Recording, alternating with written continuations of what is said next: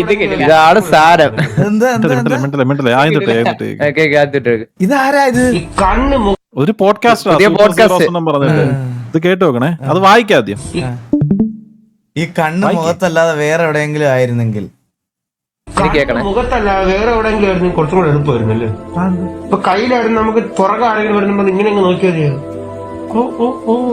മതിലിന്റെ അപ്പുറമൊക്കെ തന്നെ നമുക്ക് ഇങ്ങനെ നോക്കായിരുന്നു. ഇതിപ്പോ കണ്ണ് മുഖത്താണ്ട് നമുക്ക് ഇങ്ങനെ എത്തി വരിഞ്ഞൊക്കെ നോക്കേണ്ടി വരും. ഒരു മോശം ഡിസൈനിങ് ചെയ്തു നമ്മളെ കണ്ണ്. അത് വല്ലാത്തൊരു ഡിസൈൻ.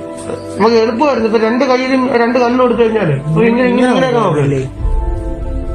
ഇങ്ങനെ വെച്ചോണ്ട് കിടക്കണ്ട, നമ്മൾ ഇങ്ങനെ നോക്കിയാൽ പോയി. ഇങ്ങനെ നോക്കുമ്പോ നമുക്ക് ഇവിടെ കാണാൻ പറ്റും. ഇപ്പൊ നമ്മൾ എവിടെയാണ് ഇത് കാണുന്നത്? തലച്ചോറ് തലയിൽ തന്നെ വേണം.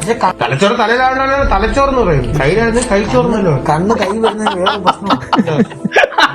മറിഞ്ഞു വിടാന്നിട്ട് പറയത്തില്ലേ, കൈ കുത്തി വീണം, കണ്ണ് കുത്തി ഇങ്ങനെ. പിന്നെ ഫുഡ് കഴിക്കാൻ ചിലപ്പോൾ കണ്ണിന് കയ്യിലായതുകൊണ്ട് പിന്നെ ഈ ബാക്കിയുള്ളവരുടെ ചെകിടത്തൊക്കെ അടിക്കുന്ന നമ്മുടെ കണ്ണു പോകും. നമ്മളെ മുഖത്തടിക്കുന്നതായിരുന്നു. അങ്ങനെ കണ്ണുപിടി ഇരിക്കുന്നതാണ് നല്ലത്. എന്നാലും കണ്ണ് കയ്യിലായിരുന്നു കുറച്ചും കൂടെ എളുപ്പത്തിൽ ഇങ്ങനെ കാണായിരുന്നു. കൊച്ചിന്റെ ഒരു കണ്ണ് പോലെ കുറച്ച് ഇങ്ങനെ ഒരു വയറ് മാറി മാറി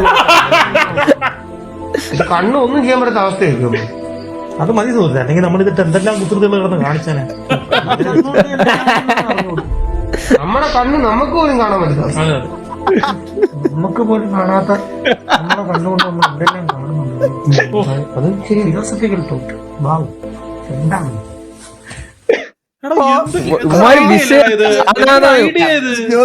പറഞ്ഞേ?